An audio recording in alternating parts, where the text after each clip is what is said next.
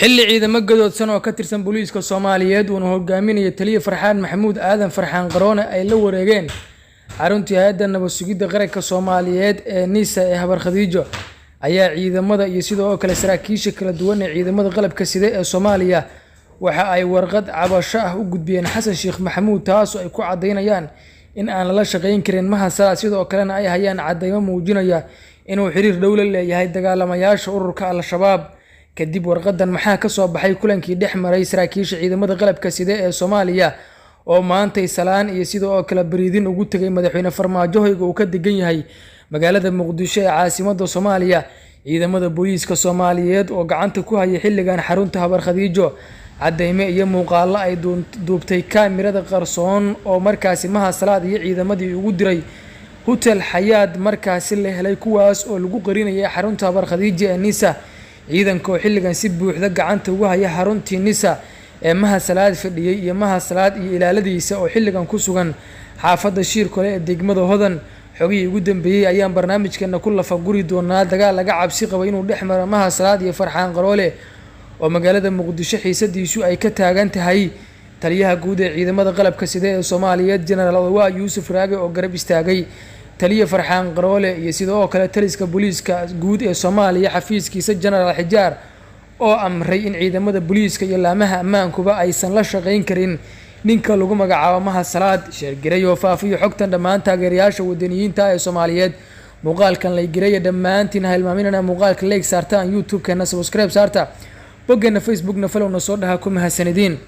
aynu ku bilownaa saaxiibayaal xiisada ka dhalatay in markaasi la wareegistii xarunta hay'adda NISA ee la wareegeen ciidamo ka tirsan booliiska oo hogaaminayo taliye Farxaan Qaroole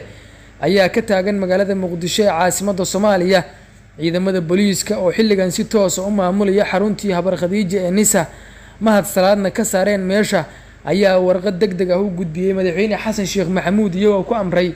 in mahasalaad uu yahay shakhsi aan la shaqeyn karin waxaana ciidanku ay sheegeen inay hayaan cadeymo muujinaya in mahasalaad uu si toos ah xiriir ugu leeyahay dagaalamayaasha ururka Al-Shabaab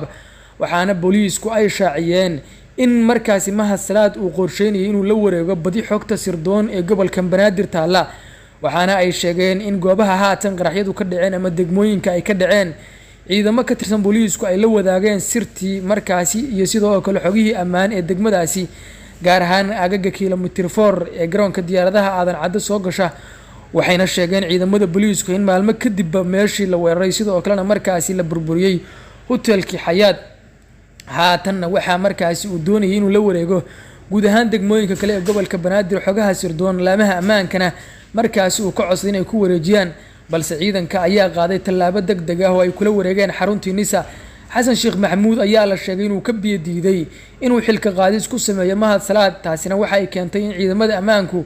ay markaasi go'aan lama filaan qaataan taas oo taliye Farxaan Qaroole uu garab ka helayo taliyaha guud ee ciidanka booliiska Soomaaliyeed General Xijaar iyo sidoo kale taliyaha guud ee ciidamada xoogga dalka Soomaaliyeed General Odwa Yuusuf Raage warqadii ay u gudbiyeen Xasan Sheekh Maxamuud ayaa waxa uu Xasan Sheekh Maxamuud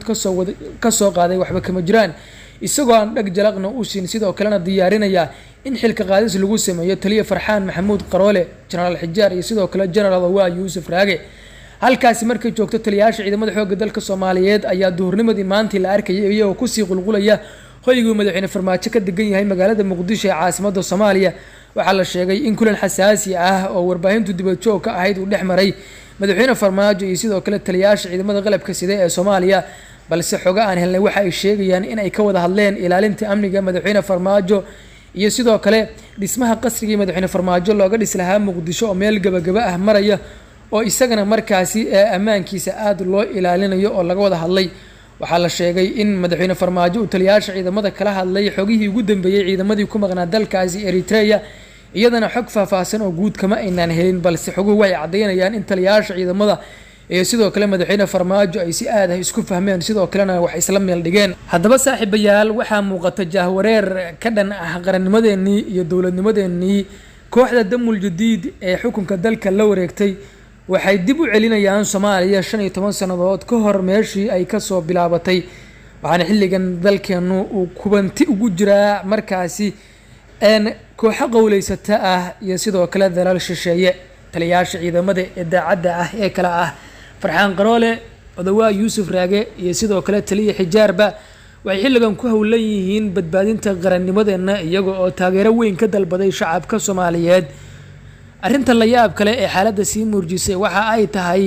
in Mahad Salaad durbadiiba uu howlgalay sidoo kalena markaasi uu la wareegay degmooyin ka tirsan gobolka Banaadir xogahooda amni, taasina ay fududeysay in al-shabaab loo fududeeyay inay gudaha u soo galaan magaalada Muqdisho ee caasimadda Soomaaliya iyagoo weerar halis ah ka geysanaya halkaasi. shacabka ayay ugu baaqayaan saraakiisha ammaanku inay la shaqeeyaan sidoo kalena markaasi wixii macluumaadyo ahna markaasi ay u soo gudbiyaan ciidamada qarankeena Soomaaliya ayaa waxa ay taageero mid dibadeed iyo sidoo kale mid markaasi gudeedba ay ka dalbanayaan shacabka Soomaaliyeed ee ku sugan dalka iyo sidoo kale dalka gudihiisaba. haddaba saaxiibayaal, xasan sheekh maxamuud ayaa xilligan xukuumaddiisu waxay wajahaysaa mucaaradkii ugu adkaa abid iyadoo saraakiisha ciidamada ammaanku ay si toos xilligan uga amar qaadanayaan madaxweyne Farmaajo. sidoo kalena maamul goboleedyada dalka ayaa ku xiriir furtay iyadoo madaxweynaha maamulka Koonfur Galbeed Cabdicasiis Xasan Maxamed Laftagareen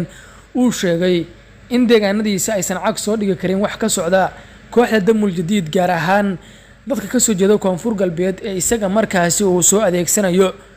wasiirka gaashaandhigga Cabdulqaadir Maxamed Nuur Mukhtaar Roobow iyo sidoo kale shakhsiyaad uu ka mid yahay Jawaari ayaa qorsheynayay inay u duulaan magaalada Baydhabo, balse madaxweyne Laftagareen oo tababar u soo xiray ku dhawaad 1500 oo askari oo ka tirsan ciidamada daraawiishta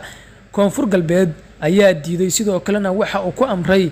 in aysan cid ka socota dowladda Xasan Sheekh Maxamuud ee Damul Jadiid aysan cag soo dhigi karin deegaanada Koonfur Galbeed. madaxweynaha Galmudug Axmed Cabdi Kaariyo Qoorqoor ayaa isagana tallaabo noocaasi oo kale ah qaatay, halka madaxweynaha Puntland Siciid Cabdullaahi Dani uu isagana diiday in ra'iisul wasaaraha kooxda Damul Jadiid ay magacaawdeen Xamse Barre uu yimaado magaalada Garowe. waxaana Xasan Sheekh Maxamuud uu sheegay in markaasi Dani uu sheegay inaan la aqbali karin waxa ay ku dhaqmayaan kooxda Damul Jadiid ee ka talinaysa magaalada Muqdisho ee caasimadda Soomaaliya.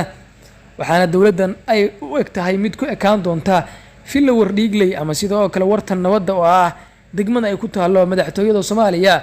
iyadoo madaxtooyada Soomaaliya xaaladeeda amnina laga dayrinayo oo jimcihii laguma tukan masjidkii ku dhex yaalay madaxtooyada Soomaaliya ee Shuhada, iyadoo ra'iisul wasaare Xamse Barre uu isaga soo guray madaxtooyada sidoo kalena soo degay agagaarka garoonka diyaaradaha Aadan Cadde oo ah goob ammaankeeda aad loo ilaaliyo. sidoo kale Xasan Sheekh Maxamuud ayaa isagana cabsi fara badan oo ka jirta madaxtooyada Soomaaliya darteed wuxuu u guuray hotelka Dikaale oo ah goobtii mucaaradku ay deganaan jireen sidoo kalena ay ku shiri jireen, iyadoo qolal bullet proof ah oo aysan xabadu karin ay ku taalo gudaha hotelka Dikaale ee magaalada Muqdisho ee caasimadda Soomaaliya. waxaana cabsi amni oo xoogan ay ka jirtaa madaxtooyada lagu kala cararay. kooxdaas ayaa xilligan laga sugayaa inay Soomaaliya muhiim u gargaaraan, sidoo kalena markaasi saraakiisha ciidamada ayaa la kala furfurayaa iyadoo xilligan ay doonayaan in xilka qaadisi ay ku sameeyaan taliyaasha ciidamada xoogga dalka Soomaaliyeed, gaar ahaan booliiska, militariga iyo sidoo kale asluubtaba. balse taliyaasha ciidamada ayaa diiday xilka wareejinta iyo xilka qaadista ka soo baxda kooxda Damul Jadiid iyagoo sheegay in qarankeena iyagu ay u dhaarteen sidoo kalena ay badbaadinayaan waxna ay ka qabanayaan ciddii ku soo xadgudubta qarannimada Soomaaliya.